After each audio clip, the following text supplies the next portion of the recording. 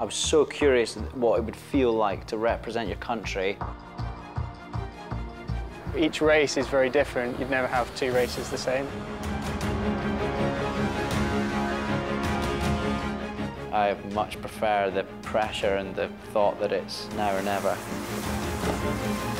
You're always aiming for that sort of perfection in sport. I don't think you ever quite reach it. At the time it felt all business, and here we are, but now I realise how unique it all was.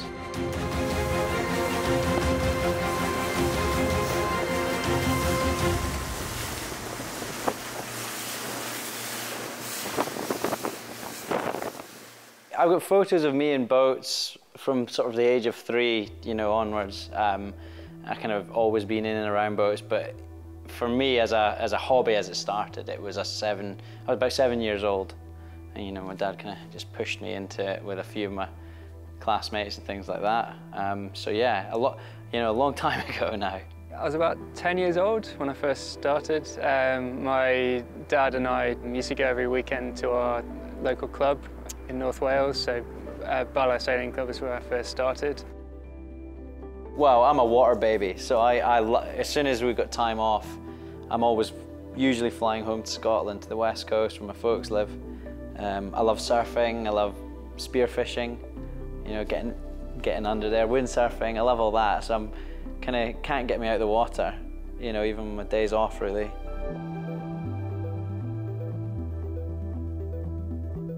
The real turning point for me was watching the '96 and 2000 Olympics, you know, and realising that that's kind of the pinnacle of the sport, and watching those guys, Johnny Merrick, Ian Walker in the 470 was kind of what excited me the most about the 470 class, and you know, and I wanted to emulate that and do the best I could within the sport as well. What I absolutely remember is the 2000 Olympics in Sydney. By now I was a reasonable way into my junior programme in the sport. Had just started competing abroad. I very much remember watching that at games and saying to my mum and dad, that's me. You know, it was the hook, and I was like, that is all I want to do.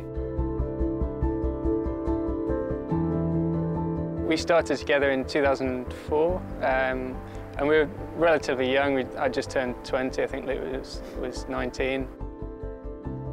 You know, the challenge, training together, and also, you know, we were sort of the underdogs within the British team as well. And so our learning curve was huge. So, you know, that first sort of 4 years together was massive. Sailing it's unbelievably hard challenge to perfect because our engine is invisible. You know, the wind is invisible. You know, the seas are forever changing.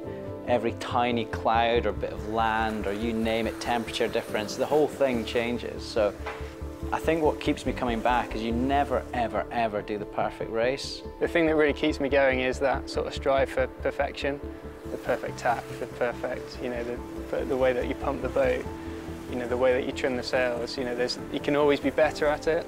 The feeling of the brief moment when you've got the boat, everything's flowing, you know, and you've got the perfect pitch in the hull, and you surf a tiny wee wave, and you and your teammate are perfectly in sync, and it's just that brief snapshot when everything's perfect. That for me is just such a cool feeling.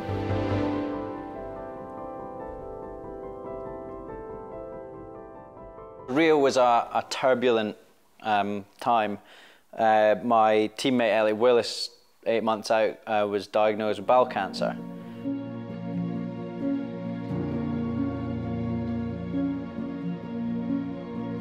We'd basically grown up in the 470 sailing together against Elliot, and so we both knew him really well, and for one of your friends to come down with that is, yeah, it was a bit of a shock to the system in the first place.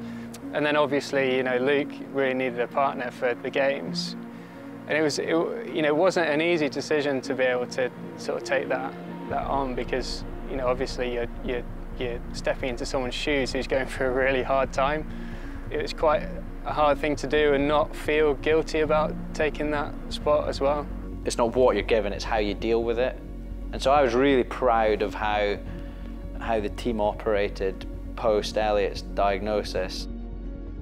It was hard, and it was a very short amount of time to come from a 49er back into a 470 again and be, you know, race ready for Olympic Games. Yeah, I mean, when I think back now, like, me and Chris, my Twiggy, my teammate now, I mean, we were close. Like, we were not far off bringing home a medal, which would have been one hell of a story. And I was just trying to finish a project that Elliot and I started. That's where my headspace was, is me and Twiggy are going on to try and finish something that Elliot and I started, which for me felt a nice way to think about it, you know?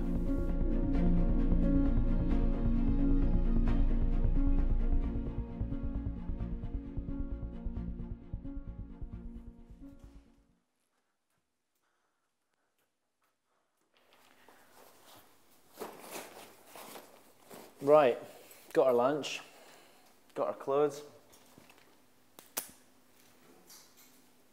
I think we're good to go. Right. So apparently I'm driving.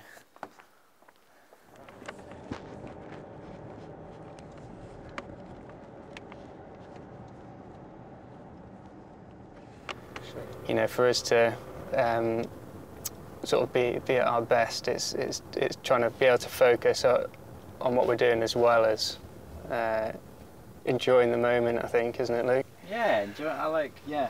We don't have to talk about that, you're right. Enjoying the moment, fully agree. God, it might, like, it's such a rare thing to say you're an Olympic athlete. It's such a rare thing to have experienced it. Yeah, you have to enjoy it. No one wins having a miserable time. I've seen many people not win having a good time, but you never see a miserable person winning, so I think you're bang on. Yeah, exactly, yeah. I feel part of something so unbelievably cool, you know, and they call it the greatest show on earth. I think it is the greatest show on earth.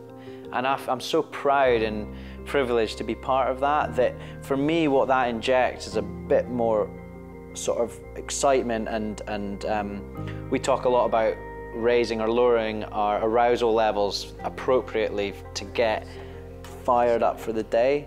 And for me, that whole bigger thing is an ingredient of raising the arousal levels in a nice manner, you know, getting your fight and ready to go out into your arena. The hard part for me is being away from home. When we have heavy stretches of training away from home, because obviously I've got a family and wife and kids, so I enjoy the moment and I enjoy the training and like what I do. Obviously it comes with a bit of a heart wrench as well, that you're kind of missing out on things at home. 470, best boat in the world. You can take my word for it. It's so challenging because you're a two-man boat, so you're sailing with someone else, which is a complex skill in itself. There's 3 sails, so trimming all those 3 sails right and getting flow in the boat. It's a really, really wee boat with lots of control lines, so it's dead technical. You know, it's like a Formula 1 car in water. You know, one person doing the steering, the other person doing the pedals. Both of you need to be at the top of your game for the boat to be going quickly through the water. Conditions in Tokyo can be quite varied. So if it's light winds and offshore wind, then it can be flat water. If it's onshore wind and windy, generally you get this huge swell coming in. You know, when we get to games time, if we get some windy days onshore, it's going to be pretty exciting to watch, I think.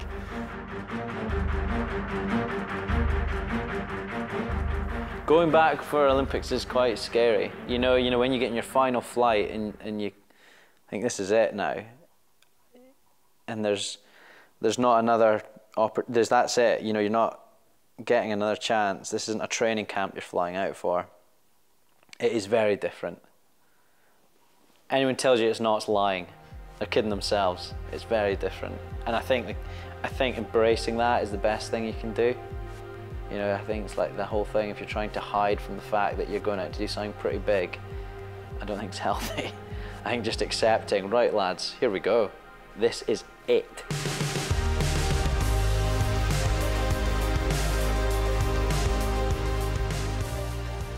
we've worked this hard for it, and we know that all we need to do is just execute exactly what we've done in training. Everything we do is about being the best, not about being good.